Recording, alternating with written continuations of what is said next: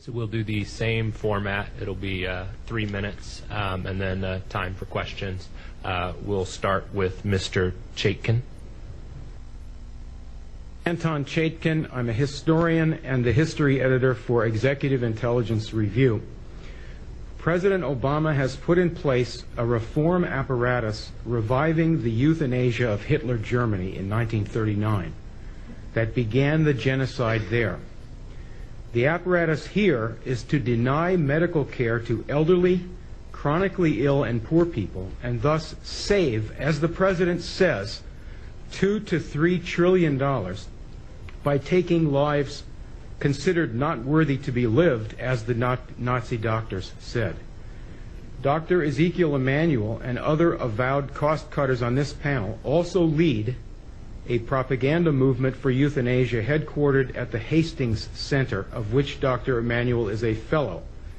They shape public opinion and the medical profession to accept a death culture such as the Washington state law passed in November to let physicians help kill patients whose medical care is now rapidly being withdrawn in the universal health disaster.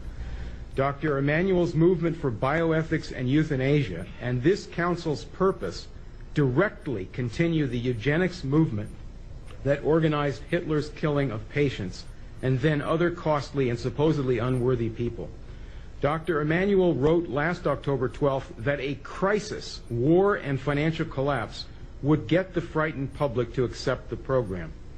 Hitler told Dr. Brandt in 1935 that the euthanasia program would have to wait until the war began to get the public to go along.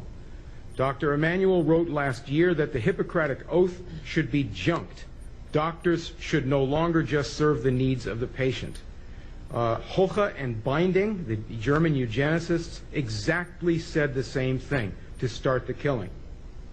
You on the council are drawing up the procedures list to be used to deny care, which will kill millions if it goes ahead in the present world crash. You think perhaps the backing of powerful men, financiers, will shield you from accountability, but you are now in the spotlight. Disband this council and reverse the whole course of this Nazi revival now. Thank you.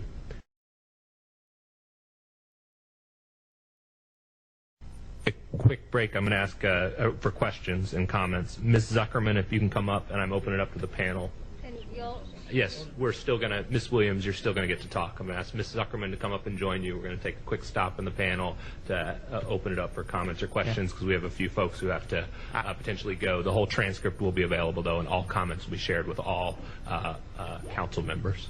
I apologize that I have to go back to an important meeting. I do want to just clarify one thing about my own, since my reputation has been besmirched here, is I think I do have a very long record of writing against the legalization of euthanasia. So the association of me and that seemed a little strange, given, I don't know, at least 30 years or 25 years of writing on the topic against the legalization. So just to clarify the record for everyone in the room. Thank you. Can we... No. That you're opposed to assisted suicide, but that you are in favor of the withdrawal of medical care, which accomplishes the same thing. So you had this article with Margaret Thatcher, who is an accomplished... So, sir, it's not a... your statement was read into the record. It's not the time for debate, but we appreciate your comments. And we apologize for the break in the panel, but we just wanted to have that break.